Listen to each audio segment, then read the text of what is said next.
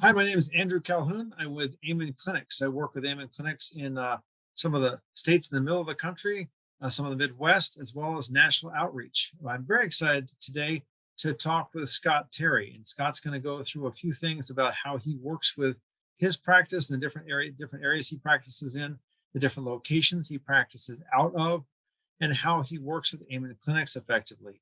And real briefly, Amen Clinics has got soon to be 10 locations around the country. And we're different than we do work with psychiatry. We're integrative psychiatrists. And what we do is a bit different because we use a multi-modal approach for treatment that really uncovers root cause of issues or challenges that are not discovered by traditional psychiatry. Because we believe it's critical to look at your brain within the context of your life.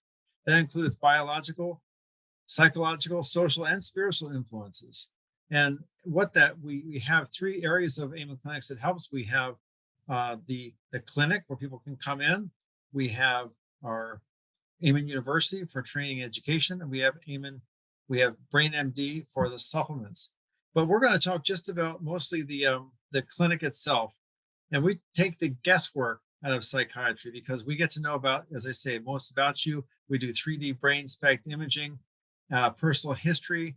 And then our integrative psychiatrists put all that together and have a really good idea of accurate diagnosis because they're see what's going on inside your brain. What areas of the brain are functioning the right level, too much, or too little. And so now we're going to get into a little bit more about Scott and let him introduce you to his practice and his areas. Please, Scott, take it away. All right. Well, thank you so much, Andrew, for wanting me to even be part of this today. This is fantastic. I've been working with Amen Clinic for a number of years, and I refer to Amen for that integrative approach. I'm looking for my clients to be able to have a partner that they can really work with and that I can actually work with, as well as to really get to, as you say, the root cause of what's really going on. What's going on in the part of the brain that is causing a problem so that I can actually do something with it. It's like I tell everyone to meditate. I particularly like transcendental meditation because of the research and because of the clinical protocols I've seen. And if that works for you, great. If it doesn't, great. Then come up with something else. But the idea is we want to calm, let's say, the amygdala down and get out of that freeze, fight, or flight kind of thing. So we want to settle things down so that then we can actually do something. We're constantly dealing with what is the problem and then what are the correct diagnosis. And then what's a way that we can actually treat effectively. And so that's frankly why I've been, with Amen guys, because you guys allow that kind of collaboration to have a real accurate diagnosis. And I could give lots of case examples where people have been badly misdiagnosed and getting clarity what was really wrong with the brain so that we can actually make some headway in therapy. Sure. So, Scott, I was intrigued because I know you have maybe your most active or busiest practice is it's in Illinois, but you have other practices in other states, right? And you're planning to expand. Yeah. So, tell us about where you're located.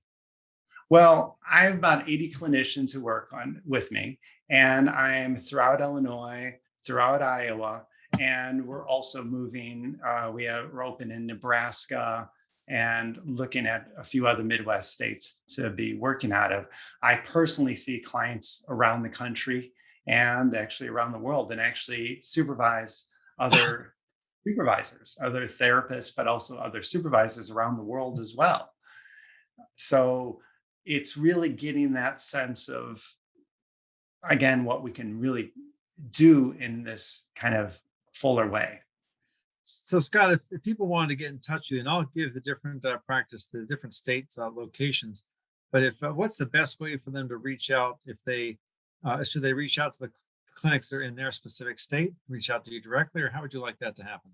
Oh, they could go to one of my websites, www.ardentcenter.com, ARDENTCENTER.com, or they could email me, Scott, SCOTT, at center.com if Great. you've got any questions or you want to explore anything further. Super. I was talking to you a little bit before on something very interesting that you're working on. You call it the 5 orders of change for true integrative therapy. Tell us a little bit about what that means to you and how the audience can identify with that.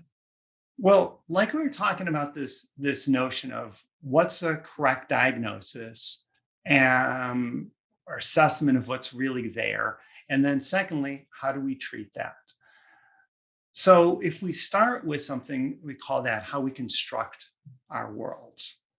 So reality doesn't just exist. And it's not like there's a reality out there. Um, we think we know what's real or factual. We believe in something, we perceive, but it doesn't necessarily mean that it's accurate or true. If we think about, our memories are kind of like Swiss cheese. We kind of remember some things, but don't remember other things.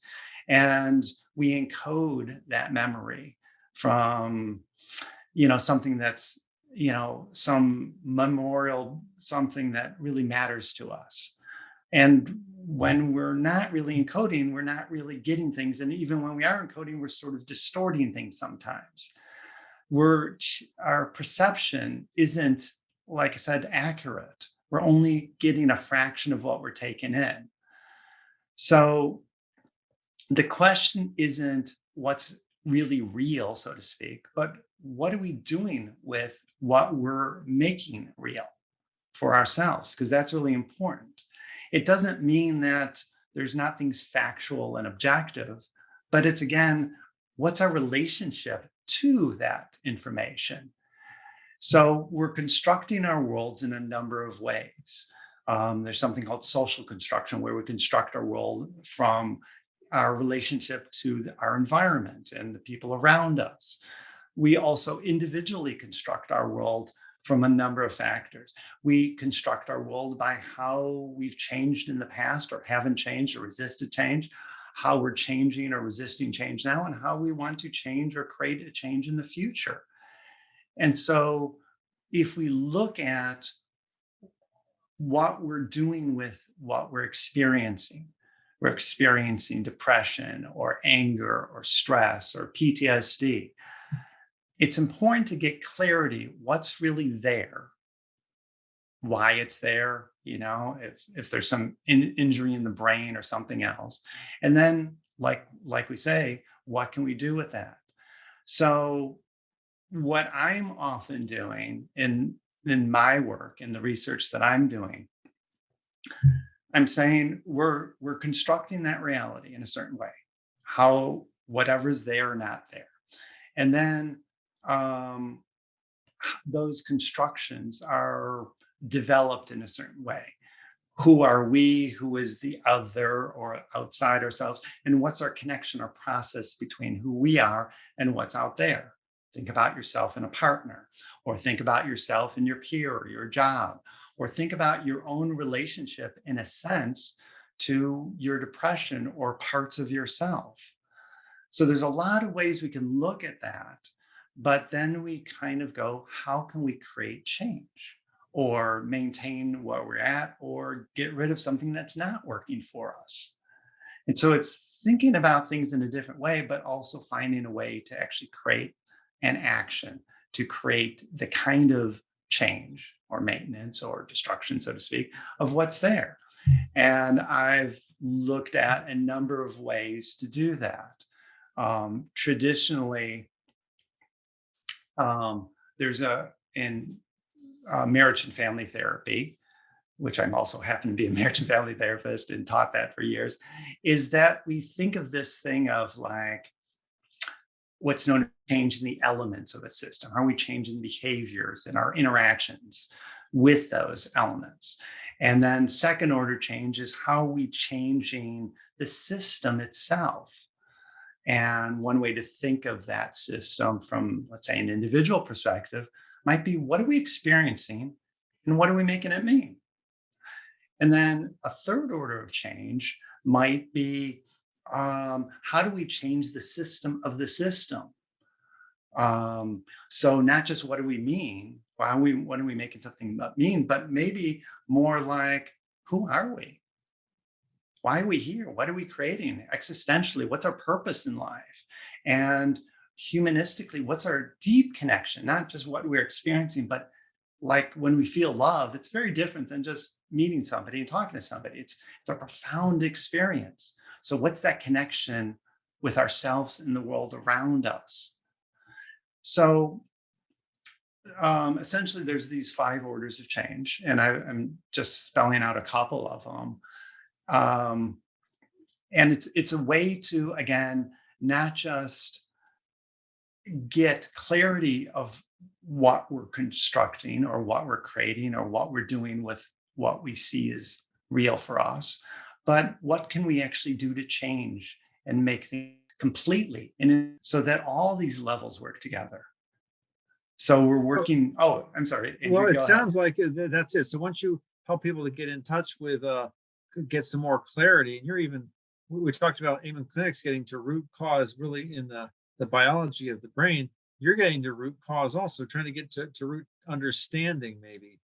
So once people, you help people to get to more of that root understanding, and get more clarity, as you said, and then you're going to take people into, as you say, either try to strengthen the good behaviors and the outcomes that you want, or get rid of those outcomes that are not desirable for you or not helping your higher good. Yes, absolutely. And so let's say the ground level is that biology, that system and structure of who we are, being in a body. What is it?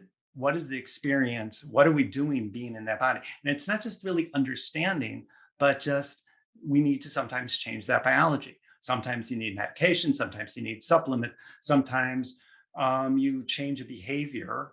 Like I start exercising and meditating and change my diet and have a better sleep pattern and have better sleep hygiene, which makes all the difference in the world, of course. And that'll affect the biology, right? And as I affect biology and my actions change, I could also feel the sense of empowerment. It's not just lifestyle change for the sake of lifestyle change and feeling better, but also I'm doing that lifestyle change so that I could feel some sense of empowerment over who I am and what's going on for me. And that sense of empowerment is essential for us to grow and develop into who we need to be. So it's not just that there is a right or wrong way. It's sort of like, how do we look at all these different levels or parts, systems that are going on with ourselves, these structures, these systems, how we're applying it, how are we creating a world that works for us? And yes, it extends all the way from biology to consciousness and spirituality itself. But again, it's a package. And we think of it as like bundling together. Just like if you don't like exercise, you bundle it with, something you love, some music, and you listen to that music when you go to the gym. You know, it's like finding a way for all these different parts of us to be coherent and work together. So help me understand a little bit about the process. And this is going to be really simplistic for sure. But if someone were to come in with you, you'd start with exploring and helping understand where they're coming from, and then give them, as you say, some of the tools. I love it when you said, if you don't like exercising, bundle it with something you do like, because if you need to do exercising, you're cognizant of that's something that will help me, or you need to do meditating, that's something will help you. I do both of those, and sometimes I don't want to, so I'll use the music, or I'll find a quiet space to do my transcendental meditation, because that's the technique I use. um, so you're giving them tools. You find what you discover what might be helpful, and if there are obstacles to that, then you're going to find ways around that, right, to help them to heal. Absolutely. But it's also sort of getting like, pick any issue.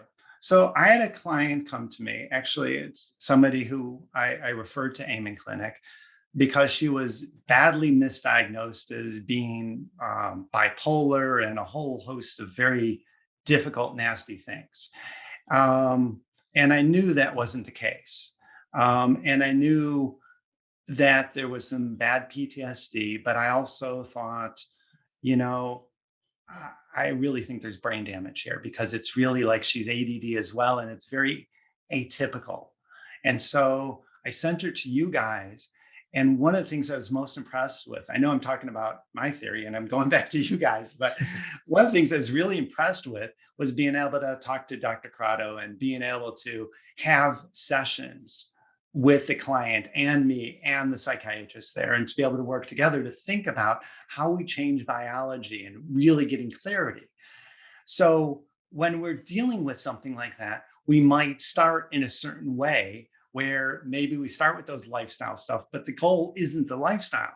The goal isn't the meditation itself. It's what we're creating from that meditation to not just change biology, not just change our habit patterns, but to also then give us the sense that I can choose. I've got choice within the constraints of whatever is going on for me. So let's pick something else. Say somebody coming in and they're alcoholic, and let's say they're motivated to actually address that alcoholism. Then sometimes, and I say this sometimes because again, it's whatever you need at that moment. It's not there's a right or wrong or there's a prescription that it should be this way or that. But we're taking the example of alcoholism, and somebody might need to get a new sense of identity first because they're not drinking, but this is what they want.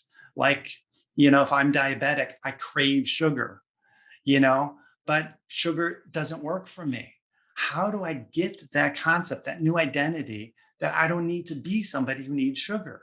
If my mom's lactose intolerant, but she'll take pills or whatever so she could drink milk that doesn't work for her body. And it's like she's not getting the concept that milk doesn't work for you. Like alcohol, you don't need alcohol to live. I got the biology is making you go crazy and it's saying, I need this, and it's screaming at your head. But you could also get that new identity that I don't need to be that person. And of course, I'm not saying it's easy, and I'm not saying that that's the right way for everybody. I'm saying finding that path of what is the right way for you and tying all those loose ends. So it's not just in that example, that I am just getting rid of the substance and then craving that substance, but trying to deny and muscle through it like I'm trying to diet, which never works, right? Because everybody who diets ends up rebounding because they can only muscle through for so long. Instead of instead of trying to restrict my food, maybe I'm just going to get this concept that I'm a healthy person. And what do healthy people eat? And if I don't know, let's figure it out. And putting the control, the power back in your hands, because that's really where we grow. So that's a beautiful way to say it, Scott. And it's quite, and you're hinting at this. One of the things that the lifestyle I live is by kind of food as medicine. You eat the food and nutrition that'll help your body to heal itself, and but I didn't know that. I had to be taught the right way to do that. And instead of just Yeah. saying you can't have that bad food, it was, look, here's a substitute that's going to be, maybe it's different, but it tastes almost the same. It's very good. It's very healthy. One example, I ate monk fruit, which is a straight one-to-one sugar substitute. You can buy it at Walmart, you can buy it at Costco, any place, but it's non-glycemic, so it doesn't really hit your blood sugar high. You can't taste the difference. It's a little bit more expensive. It's not in a lot of foods. You can find it in some foods, but it's a example of, if you find a substitute, you don't have to just deny yourself sugar. You can replace with something else or something that's a similar substitute. So Or as you something said, that's healthy that actually works for you. and help your body. You're giving people the tools to then help them help themselves, for sure. Absolutely. Because I want you to see me so that you don't have to see me anymore. I want to be, That's your I goal. want, I want a world where I am out of a job where I can go back and be an artist, which is what my first master's is in before I got my second master's and doctorate and all that stuff. I want to be in a world that doesn't need me. I mean, and you want to be in a world that doesn't need me. So, that's where we want to get to, is like, how can I trust myself again? after essentially betraying myself, you know? And everybody who's been sick, in a sense, their bodies betrayed them. And the anger and frustration is within themselves. It's not even the world around them. Mm, We internalize that and they go, okay, well, what do we do with this? And instead of needing to be something that doesn't work for us, let's come back to what does. We don't have to be who we were. We can create a new reality, a new choice, a new sense of self that we could live into. And we don't deny the past. We don't deny we're an alcoholic and drinking doesn't work for us ever. We just like don't care. We're not attached to it. We've got a bigger fish to fry. We have larger purpose in life. Nietzsche, Viktor Frankl quoted Nietzsche Frankl was, and I suggest to everybody to always read Man's Search for Meaning. Great introduction to this sense of having purpose in life. And he quotes Nietzsche as saying, he who has a why, a purpose, can live through any circumstance. And so no matter how bad things are, no matter how long it's been there, or how long you've been attached to it, or how long it's whatever's happened, there's a way out. There's another way to be. We don't deny the constraints. I'm not saying ever, oh, we're going to ignore the depression or the anxiety or whatever it is, but let's take advantage of it. There is a way to take advantage. So for example, if somebody's ADD, there's a way to take advantage of that ADD, that way that brain is thinking about things. And it's some people call those superpowers, to be able to take in large amounts of information and at times be able to hyper focus it and being able to put that back in your hands, your control, as opposed to getting lost in distractions and relationships not working or jobs or something else not working in the way that you want to. How about let's learn how to take advantage of the way our brains actually work and use that in the best way possible. Nothing is good or bad. And that's really important to keep saying to ourselves. mm, So, we could certainly talk about something that we normally think of as really good, like exercise. But if I have an eating disorder where I'm purging by exercise, or I'm over exercising to the point of hurting myself, then exercise isn't working for you. Then you need something else. On the counterpoint, we often think of trauma, and we've all had traumas in certain ways, and some of us sadly so bad. But it's not about the trauma. It's now we're here. So what can we create from that trauma? It's called post-traumatic growth. And what can we create from that trauma to grow, to have a reset button?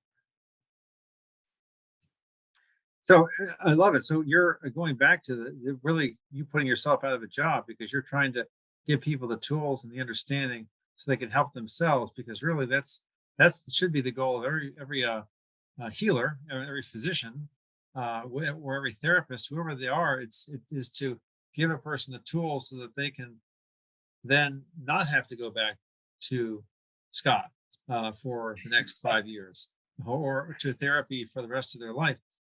There's a place for doctors, there's a place for therapists for certain. But I love it when you're saying, we're going to work together, we're going to work diligently, I'm going to help you use your skills and your tools effectively. And even when you mentioned the ADD, ADHD, using some of those assets because they certainly is detrimental for people in different ways, but there are assets that come along. So if you're able to say, all right, let's manage through the challenges and overcome those, but let's harness the good parts there and really utilize that for our best. So that's talk a little bit more about, just for a few minutes, if you would, of like utilizing those skills, because we're all unique beings and we have Yeah. skills, we have talents that sometimes aren't appreciated, and people are like you're always so deep in thought, you never say anything. Well, maybe that's because you are deep in thought. You've got some really good things, but you don't have the gumption to speak those out. Maybe you write them down. I mean, there's something. Some people have got talents that they don't even know, or they're not accepting. They're always being shamed because they're not like everybody else. Talk to me a little bit about that. Well, one way to think of that is, you know, we get stuck in this negative cycle. This is who we were. And we got to hold on to that because we're afraid to change. And it's letting go of that fear. Um, in relationship, Gottman talks about the four horsemen, contempt and all that kind of stuff. And in my world, for an individual apocalypse kind of thing, we talk about guilt, shame, remorse, self-judgment and judgment of others, and about 40 other horses running around the barn of our, the four horsemen of our apocalypse, and going, hey, let's clean slate. Let's think of a new way to work. So, for example, I do these couple retreats. It's rather unique how I do this. So I have like two clinicians, and we will go 8 hours a day for 1, 2, 3 days. Or I have some people that'll do, let's say, 4 hours every Sunday morning for a month or two. And then once they're stabilized, maybe we'll then go to individual therapy, or they could go to somebody local. And I do this again around the world. And what's fascinating about it is kind of like getting over our own beating up ourselves, let alone our partner. And that other, right? That self-other process, that other becomes the bad one, the wrong one, the person that we loved. Just like we do to ourselves, we do this with our partners. And so getting that our brains work differently. My brain works differently than my wife's brain. And how do we coordinate and work together and take advantage in that same respect of our brains working differently? And we've developed these habit patterns. And, maybe it works for you, but doesn't necessarily work for your partner. Or maybe it doesn't work for who you are together. So in a relationship, there's three people. There's who I am, who my wife is, and then who we are together, that team, that us, that identity. And so when we look at taking advantage of it, it's taking advantage of my wife's brain, just like I'm taking advantage of what's my strengths, and understanding, not denying my deficits, but utilizing them in a way that works for me and for her, and vice versa. That's the discussion I had with my girlfriend an hour ago, Scott, where she said, use my talents. She says, you've got skills and talents I don't have, and the same for me. And you're like pushing them away sometimes. And number one, what you said, she says to me, you're your own worst critic, Andrew. You're your own worst enemy, because you're super critical. If you're not at this level all the time, you're super critical. And then the other thing was perfect right on spot. She said, I've got asset skills that are useful for you, and we're the one apart and one together. We can lean on each other, and we need to make sure we do that, because if we don't lean on each other, we're going to fall apart. So perfect timing for this. But we don't need to be dependent or codependent on each other. We're both independent. We're both responsible for ourselves, not each other. But we can also, and it's a problem parents get in with their kids, where they become almost codependent on their kids, and then they're not letting them be kids, And it's like, yes, you don't want to be authoritarian, where you're overly strict, because that doesn't work, or laissez-faire, where it's like, whatever is. It's like there's this balancing point, and it's always going to be different, and it's always a process, but allowing yourself to engage in that process. But also, like Andrew, like, I love what you're saying. It's kind of like when we're talking about utilizing those assets. So your perfectionism, you're a really bright guy, and using that perfectionism, which is a sign of brightness, by the way, it's a good thing. The problem with it is you're maladaptively using it, so it becomes self-destructive. You're like the person who's exercising in a way that's not working for them. And so we do that. We're our own worst enemies. We use our big brains as a weapon against ourselves to overthink the problem. And so it's kind of like, how do we find that path? And there is a way through that. So, there's times where you need to be a perfectionist. I want my accountant to be a perfectionist. I want my lawyer to be a perfectionist. Sorry to say that to them, but I want them to like be spot on, knowing exactly what they're doing and really to the T. I hope they don't go crazy in the process. But that doesn't mean, like all of us, sometimes we get hyper focused and lost in something, but we also need to have that counterpoint.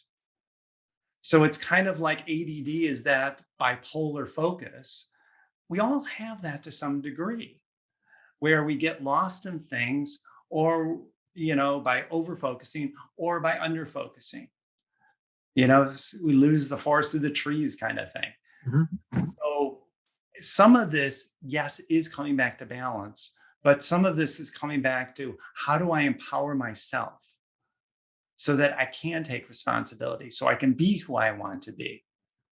And that's really the goal here. One thing else that I mentioned, you mentioned about collaborating with other practitioners. You certainly at the beginning, you talked about aiming clinics, and you also talked about other practitioners who might be, maybe you're at a couples retreat, I think you're referencing, and then Yeah. someone needs to go off, and maybe they came from out of state or from another, across the state, and then they need to go. I need to have some individual care somewhere else. So you're trying to find the best help for the best times for your patients. Yeah, absolutely. And it's like, I'm not here to be everything for everybody.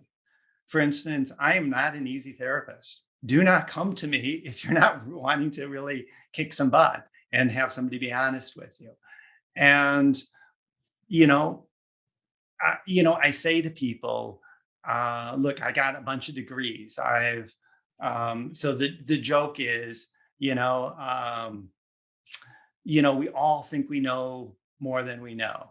And we get lost in like that Dunning-Kruger effect, but also a real life one is like, I know a lot about couples therapy, for example, and I've taught this and I supervise not just other therapists, I supervise other supervisors, for example. And, so I published on this, I've done blah, blah, blah. Okay. And so the joke is, do I ever get in a fight with my wife? And it's like, of course I do. And she is way more emotionally intelligent than I will ever be. And she is way better. Just because you know something doesn't mean you know anything. And so the question isn't, what do we know? Like, pick a hot button topic, like the vaccines, which we need to get. Like, how do I know what it is I think I know? And then how am I confirming it? If I'm confirming like who I am and is my partner bad or should I have this vaccine by going to Facebook and friends, you're going to get bad information. If you're going to the New England Journal of Medicine that's been peer reviewed by everybody, and sorry, they're not some conspiracy theory, but they're like the real thing, it's like, okay, then maybe that makes sense. But there's so much in between that's like this struggle. How do we create our critical thinking for ourselves so we know what works for us? And then how we confirming what it is we think we know. Yeah. So that's part of this process too. Excellent. Well, this has been really super, Scott, and I want people to take away from this the lessons that you've just shared. And if they need more information, they should definitely contact you at the Arden Center, and the Yeah. information will be there. And any closing thoughts you might have? Wow. I wish I could go another 10 hours. I mean, I love what I do and I'm very passionate. Um, so, I think for a simple lesson for everybody listening at whatever level of where you are, however bad things are, or if you're a clinician listening or whatever it is, it's not just what we learned in school, but how can we apply this in a more full way and really think about empowering ourselves and our clients to be fully who they need to be. And I think that's, the biggest point of, these orders of change and how we're constructing reality and all that kind of stuff is to get, like that old thing, you could be right or you could be happy, pick one. Like, I want to be happy. Stop thinking you know the truth. And like my fight with my wife, I don't have to be right. But I want to be happy. And so I need to let down, have compassion, look at a bigger way to see things, take responsibility for what's going on with me, and to see that there's a different way that I could create a lifestyle that, in this example, that works with her more fully. Excellent. Super stuff, Scott. I encourage everyone to reach out to Scott. You want more information, or type something in the chat box. We'll get to you and get that back to you. Absolutely wonderful talking to you, Scott. Well, thank Thank you you much. so much, Andrew. I appreciate the opportunity to talk to you, and to whoever's listening. I am most grateful that you listened and want your life to be better and want the life of those around you, regardless if they're clients or yourself or whoever it is, to be better.